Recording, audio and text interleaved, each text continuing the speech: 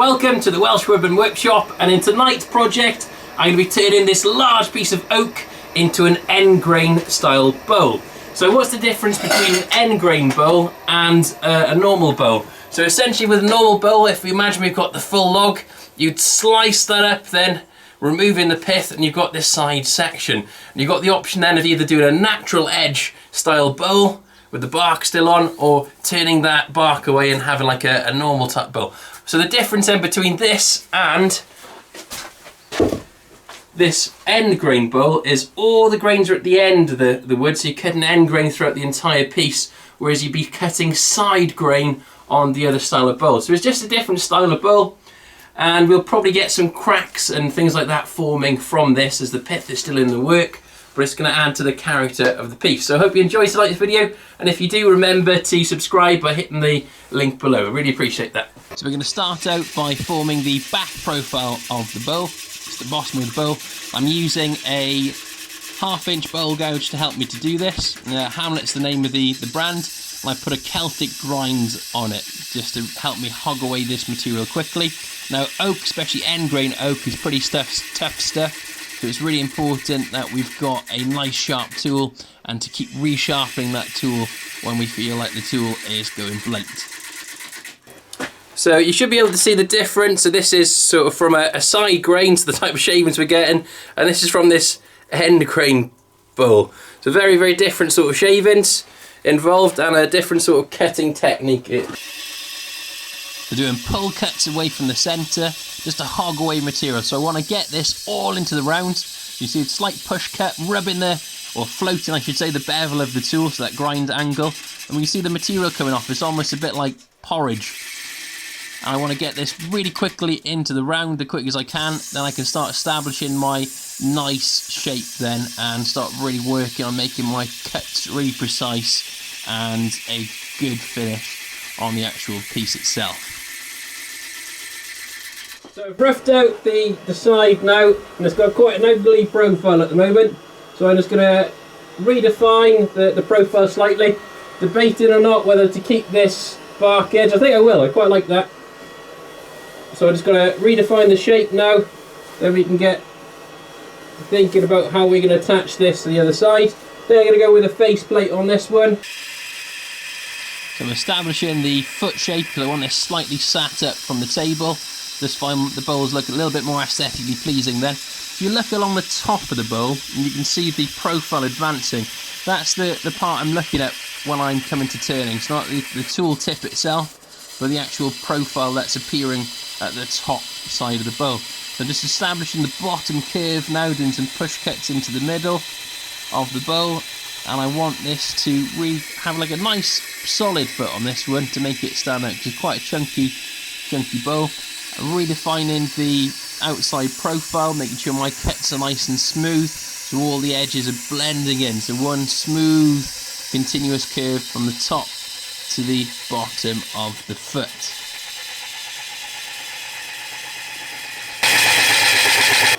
So there's the sort of shape I'm getting. Nice big old foot. I'll put a faceplate on the bottom of this. Yeah, happy with that. Start hollowing out the inside. I'll face off the bottom a little bit more. Do a little bit of an undercut, and we'll do some finishing cuts. I'll have to sharpen my tools up and do some finishing cuts for that.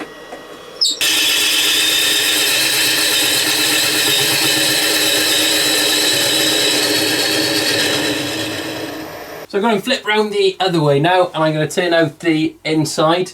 So I want to keep this bark edge.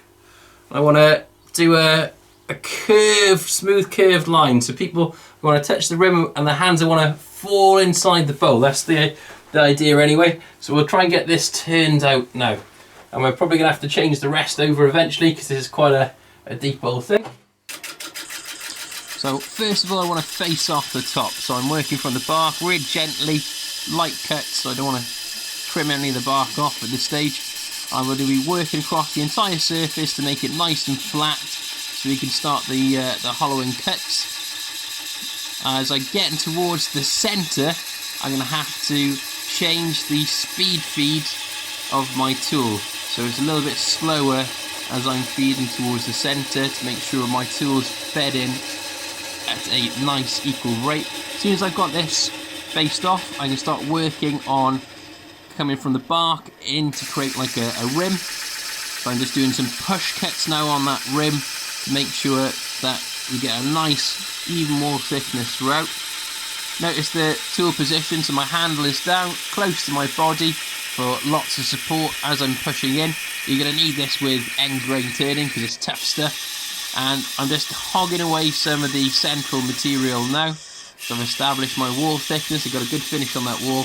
And you'll notice I'm doing this in small little sections rather than trying to hog a load away at once. I just find that works a little bit better with end grain turning for me. Right, see the progress so far. Absolutely stunning smell. I love the smell of oak. So you can see I'm starting to come in off the edges there, trying to get an equal sort of wall thickness the best I can through it out.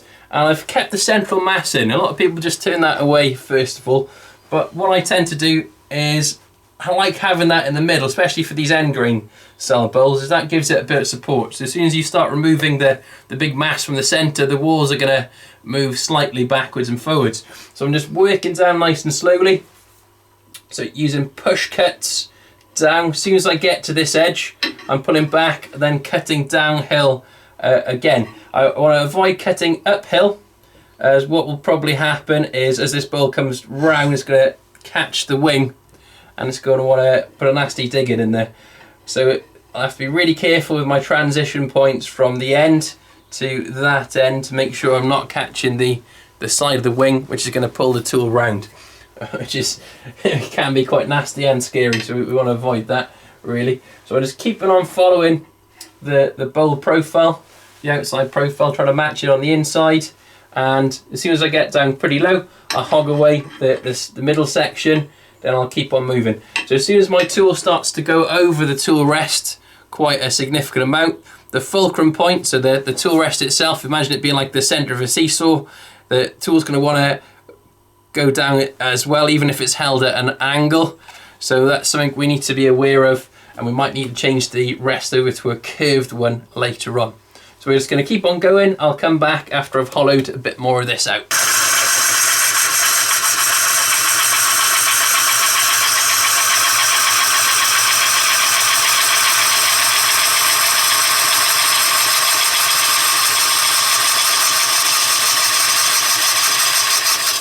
We'll get into that potential catch zone, we'll go back out. So I need to hog away some of the centre material now, and that's going to allow me to switch over to my curved tool rest, which will give me a nicer sort of profile to cut along in hollowing out the bottom of this bowl. Now end grain bowls are pretty tough to turn anyway, especially in oak, so it's far more efficient to turn mostly side grain bowls. Obviously you're going to get some end grain in with a side grain bowl.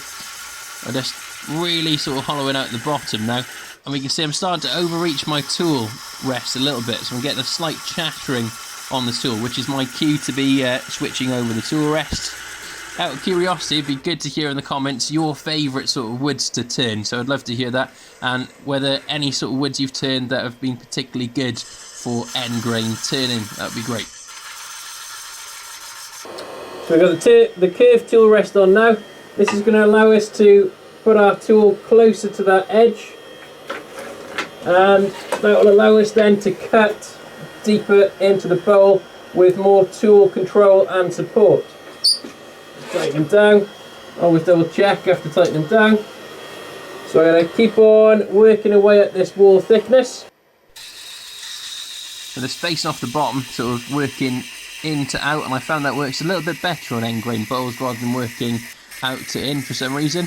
So getting the base lower and lower, working towards the side edge, doing some push cuts down, riding the bevel of the tool, making sure I'm getting the material out of the way in case I get a catch on the wing of the tool. So I'm gradually working on the side walls, so I'll do several smaller cuts, then one larger cut to blend them in to make sure the walls have a smooth sort of transition. And I want to make sure that the cuts are really smooth before I move on to the next section, as soon as we take the centre out and we get towards the bottom, it's going to vibrate some. So I want to make sure I've got a good surface finish with each tiny section of the wall before I move on. one larger cut now to blend this all in. And we can work on the easy bit then of hogging away the base. Now if this was a side grain type bowl, I'd probably use a coring system to get some more blanks out of this. I find it's not really worth it with end grain turning, so it's a lot of waste unfortunately with this process. So it's far more efficient in my opinion to turn side grain style bowls, but it just gives you a little bit of a different sort of finish and style, and I like to mix things up now and again. Be interested to hear in the comments anyone's who have used sort of hollowing tools for end grain hollowing. What hollowing tools you like for maybe things like hollow forms. It'd be really interesting to hear that information from you.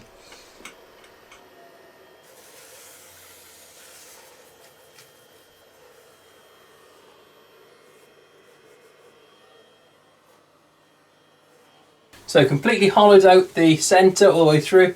Try to keep that as an even a wall thickness as possible all the way through and not get any ridges as I move my hand out towards the edge and go past the centre. So quite happy with that. So I'm going to apply a heavy wax finish now over the top of this. Then we'll come back and have a look at a close-up at the end. So here's the completed piece. Quite a big old bowl, end grain bowl. Nice foot on the bottom to raise it up from the table. But quite happy with it overall. And the best thing about this one, I think, is the rim. As soon as you touch it, your hands just naturally want to go in and feel it. So it's quite a tactile piece, which is good. So I hope you've enjoyed watching. If you have, please consider supporting me in subscribing to my channel by hitting the link below, as that really helps me out in getting more videos like this your way. So I hope you have a great night. Diolch yn fawr, nos da.